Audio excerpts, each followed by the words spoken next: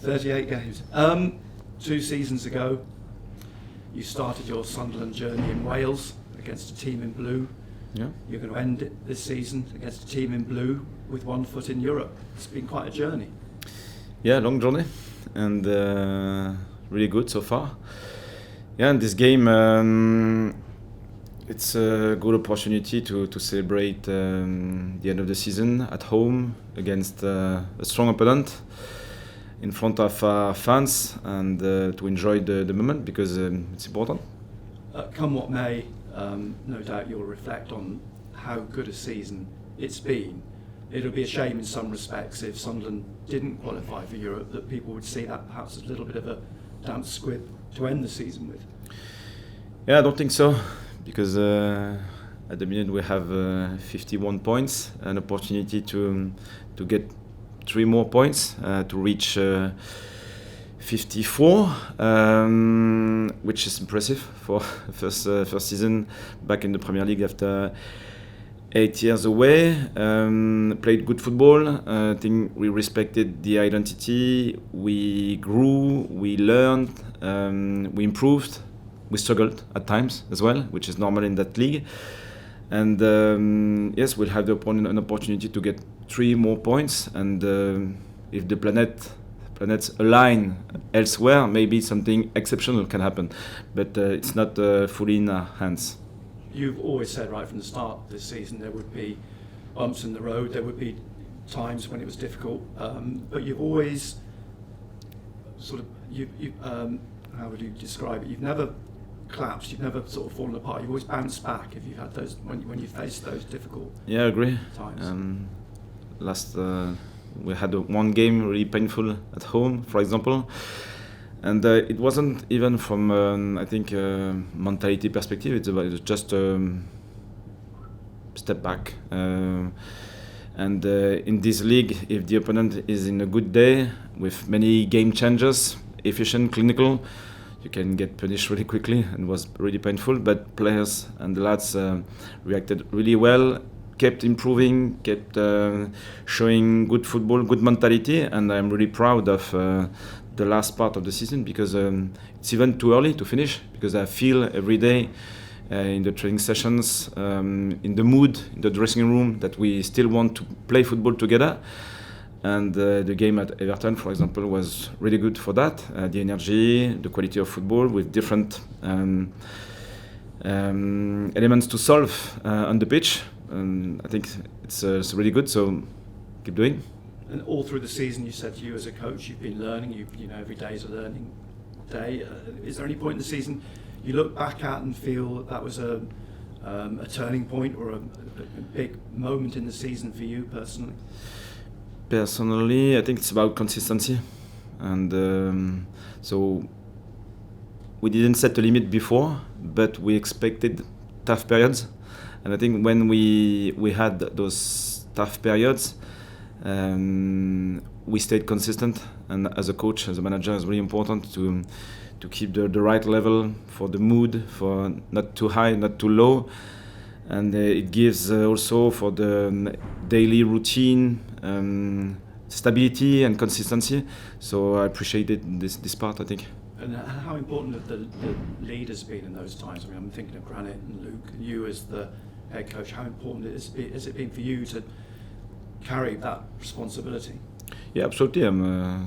We need good players, we need strong characters, we need different type of personalities as well, and I think the balance was really good this season. Young players with probably less opinion about what is going on the pitch, but always ready to play with freedom, and maybe more senior players, and they understand that they will face turning points in the season, and it's really important to react. So it was a good balance, I think. Yeah. You've talked about stability this season as well, how important that's been, and here you are facing yet another club who've been going through coaches through the season, to the third coach and a new one on the horizon. How do you view that situation? This is football. I think in many clubs, when a team is struggling, the first target is often the manager. Sometimes it's a good decision, sometimes it's a bad decision. overall, I think stability in a club is often the right direction, because if you want to build something, if you change with different point of view every 3, 4, 5 months, I think it's hard for the players to build something. Chelsea was one of the earlier games in the season when you went behind but bounced back. You've done that consistently through the season. An afternoon I think a lot of people remember, if not for anything else, but Brian Broby and Shamstein Talby at the end, with Broby holding the ball up and Shamstein's finish. Yeah, it was a great moment, and probably a foundation to play away, and with this belief that it's possible to win. I remember the speech of Granit just before the game, and he spoke about belief, and it was adamant that we will win here, which is really impressive from his perspective. But yeah, it was an important win away. And is it good to end the season at home? There'll be a bumper crowd again. The atmosphere is going to be fantastic because of everything that's at stake, and you actually have something to play for. It's not a game that one of those end of season games where neither team has anything to play. Yeah, we showed it at Everton, I think. We want to play all the way until the last minute, and with the belief that we want to win. After that, we'll see for the outcome of the season, but at least it's already a fantastic season, and it could be even better with 3 more points, and for the rest we don't know. Hi Régis, how's Omar Alderete ahead of Sunday? It might be difficult. We'll make a late decision tomorrow after the training session, but should be difficult. Yeah. Any other issues to you? At the minute, Shamsin will be sidelined as well. Picked up an injury, muscle injury this week, just at the end of the session, so he won't be available. Won't be available. Won't. Yeah.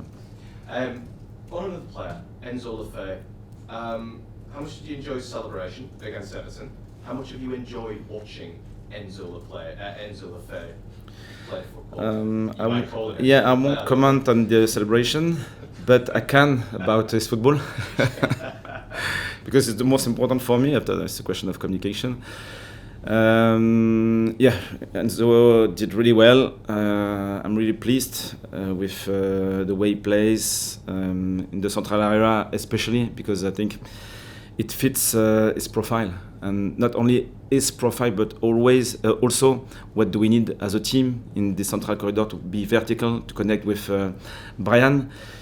It's so difficult in this league, in football in general, but in this league to score after 10, 15, 20 passes.